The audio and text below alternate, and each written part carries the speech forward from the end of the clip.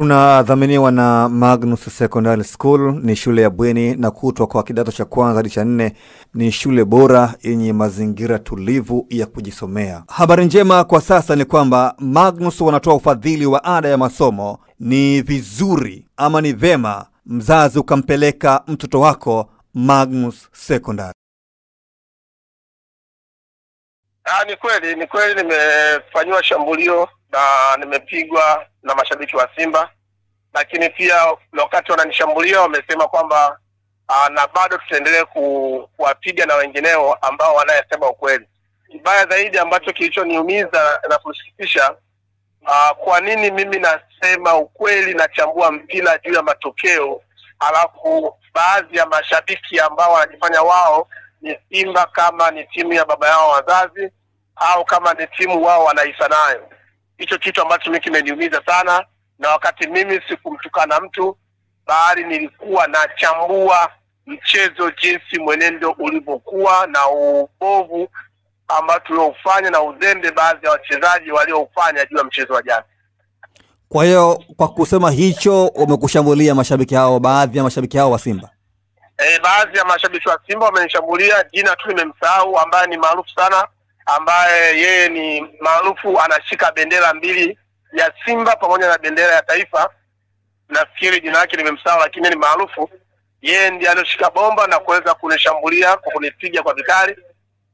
Na kiongea maneno hata kwenye clip nao pia amerekodi, amesema na bado tutawashughulikia watu wengine wote ambao wanayesema kweli. Kwa hiyo inavyoonekana viongozi wa Simba baadhi yao wamewatuma, na wao wenyewe wamesema dhahiri, jana nimewasikia na kwenye clip nao pia wamesema kwamba wametumwa, wamepewa fedha na viongozi wa Simba ili kuweza kuwanyamazisha midomo wale wadau wote wa Simba ambao wanazungumza ukweli juu ya Simba, juu ya wachezaji na juu ya uongozi. Kwa hiyo wewe kwa kile ambacho kimetokea kwamba shabiki huyo au mashabiki hao hawataki kuzungumza na wanahabari ama hawataki kuizungumzia vibaya Simba? Kwa madai yao wao hawataki kwamba tuizungumzie au tuizungumzie Simba kwa mabaya, kwamba hata kama ikiwa inafanya vibaya basi tusiweze kuizungumzia, tuitifie. Yaani wanataka kwamba, na maagizo hayo sio wao, maana tumesikia kauli zao kama wameagizwa na viongozi kwamba hata Simba ikiwa inafanya vibaya hawatakiwi Simba isemwe vibaya, inatakiwa tuitifie. Sisi watu wote ambao ni mapensa kwenye mtandao, Simba tuisifie tu, sio tuikosoe. Na kwa kile ambacho umekizungumza, umeikosoa wapi Simba? Nilikosoa kwenye mtu cha kwanza, nimkosoa ambaye ni Chance Ahoua, ambaye ndio aliyofunga goli la penalty, lakini yeye ndiye aliyesababisha mchezo kwetu uendelee kuwa ni mgumu zaidi, kwa sababu amepata nafasi za clear chance 2 ameshindwa kuzitumia, na hizo chances zilikuwa ni chance ambazo kwa mfungaji yote, mtu yote ni rahisi kuweza kuandika bao. Alishapiga chenga golikipa, kabaki yeye na goli. Mwisho wa siku anapiga mpira wakati kainama, anapiga mpira anaanguka, alafu ndipo anainuka, tayari mpira kakosa. Lakini nyingine alipewa pasi na Desem Kwala, naye pia akashindwa kutoa pasi kwa mtu mwingine baada ya funge, akaforce kufunga yeye na mchezo ukawa tofauti. Na mwisho wa siku tukawa sisi tunashambuliwa vikali, tukawa tumeelemewa. Ni hapo nilimchambua Chance Ahoua kwamba Chance Ahoua madhaifu aliyokuwa nayo hata msimu uliopita tuliona kwenye mechi ya Southampton kule ambayo ilipotokea, alienda yeye alimpiga chenga kipa, kabaki yeye na goli. Mwisho wa siku na pia akapiga mpira akakosa. Kwa hiyo nilijaribu kuzungumzia kwamba Chance Ahoua na matukio haya huwa yanarudia sana. Sasa nilisema kwa namna kama hivi, maana yake kwamba Simba kwa mwenendo tunaenda na huu, basi tusipoangalia tunaweza safari tusifikie malengo yetu au tukafikia babaya. Au umekuwa na historia ya kuiponda ama ya kuisemea vibaya Simba mara kwa mara ukiondoa na hili? Hapana, sina historia kuisemea Simba vibaya, ila mimi ni miongoni mwa wapenzi na wadau, lakini pia ni watu ambao ninafuatilia mpira. Mimi ni mshabiki na mwanachama, ila mwanachama mimi nipo kwa ajili ya kuangalia kwamba nini kitu gani tunafanya kabla ya Simba Sports Club. Unaona? tuko tunaangalia kwamba wapi tunakosea, wapi tunapatia. Kwa hiyo pale tunapokosea, basi ndipo mimi nasema. Nilitoka kusema kwenye Ngao ya Jamii baada ya kufungwa mara ya 6 mfululizo. Nafikiri labda watu walipata hasira kwa sababu ya maneno ambayo nilisema Ngao ya Jamii. Nilisema kwamba kwanza nilitoa ahadi kwamba nikifungwa mara ya 6 na meda Yanga Afrika. Lakini nilisema hivyo kwa sababu kuona timu yangu kwa bora na kuona viongozi wangu kwa namna hii wamejipanga kwa msimu huu. Lakini mwisho siku nikafungwa mara ya 6. Basi pale nilisema kwamba kwa staili hii basi Simba itabidi tutumie muda mwingi sana kuweza kumfunga Yanga Afrika. Kwa sababu tunaangalia Yanga Afrika anatufunga mara 6 mfululizo. Mpira tunacheza sisi, kufunga tunafungwa sisi. Shida ni nini? Niwaeleza watu kwamba shida ni viongozi, kwamba hawako bize na kuzingatia kamati za nje. Sisi tunafungwa mara nyingi michezo yetu ni kamati za nje. Sasa nilizungumzia Ngao ya Jamii, watu walinichukia nafikiri. Kwamba kamati shida Simba kamati. Kamati. Yes. Tunaposema kamati ni kamati ya Rombaye. Yanga Afrika anatufunga sisi mchezo wetu. Sisi tunapata nafasi takriban 5 hatupati goli dhidi ya Yanga Afrika. Lakini tukicheza timu zingine tukipata nafasi 4 tunafunga goli 1 au goli 2. Kwa nini tukicheza na Yanga tunapata nafasi ya chance kuja tufungi? Maana yake nini? Kwamba Yanga anatuwini na yeye akipata nafasi 1 ni goli. Kwa maana yake Yanga Afrika anatuwini kwenye mchezo juu ya kamati. Kamati maana yake ni kamati ya Rombaye. Na sio ni kamati ya nje, ndani ya yani sio ndani ya mchezo, ni nje ya mchezo. Simba tumewadharau wazee. Hatuwekezi kwenye wazee kwa ajili wazee waingie katika njia ya kutafuta njia gani tunashindaje mchezo huu. Na hiyo ni kukumbusha ndugu mwandishi wa habari. Jana na pia kabla mechi ianza, tunajaribu kuangalia ile kipa wa Botswana. Sawa.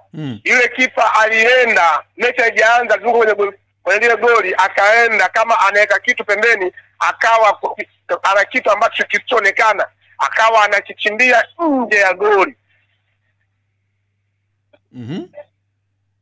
Kwa hiyo vile vitu ile ndio kamati.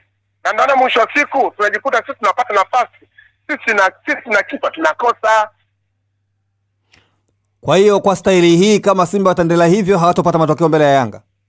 Yaani kwa staili hii Simba viongozi wa Simba wasipoweza kuandaa kamati, na kamati ilikuwa kamati iliyokuwa bora, ni kamati ambayo ni wazalendo. Pamoja kuna watu wanajifanya ni wazalendo wa klabu ya Simba, lakini sio wazalendo, ni wanafiki.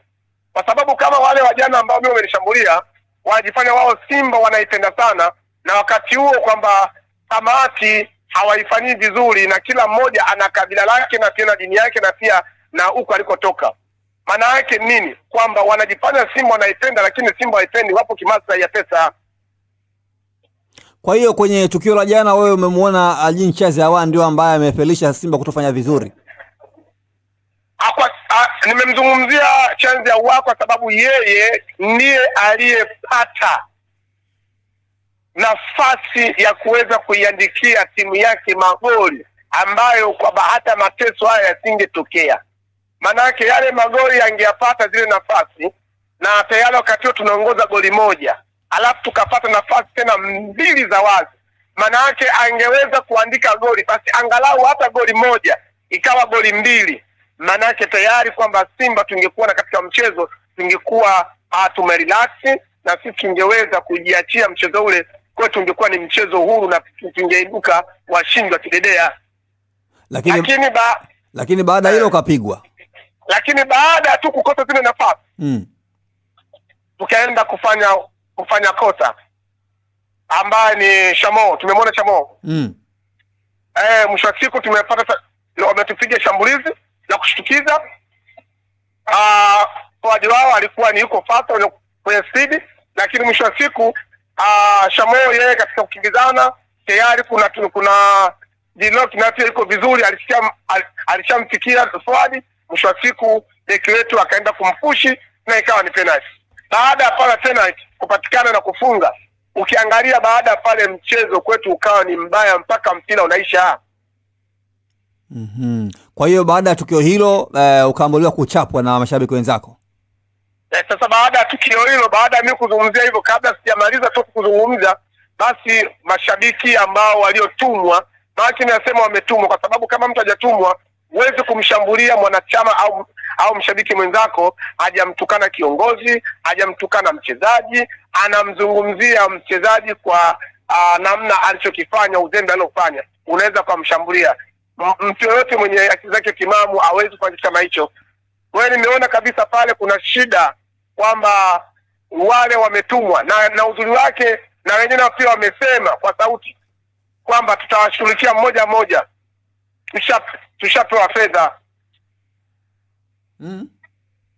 Kwa hiyo wamepewa fedha na viongozi kwa ajili ya kutunyamazisha sisi mashabiki wa Simba ambao maarufu tunayezungumzia Simba namna yote katika mitandao yote ya kijamii. Kwa hiyo wamepewa kwamba namna waweze kutudhibiti. Sawa, baada ya tukio hilo sasa una uamuzi mwingine umeuchukua kuhusiana hilo tukio? Najaribu kuchukua maoni sehemu mbalimbali kwa sababu mimi asili yangu Mwenyezi Mungu ameniumba kuwa mtu mwenye busara, mwenye hekima. Lakini najaribu kusanya maoni mbalimbali. Wapo wadau wa Simba wamezungumza kwenye mitandao kukemea hichi kitu, kama kina Mnandi amezungumza, amekemea sana Mnandi wa Simba, na wengine akina Mwabu Mweusi wamesema sana.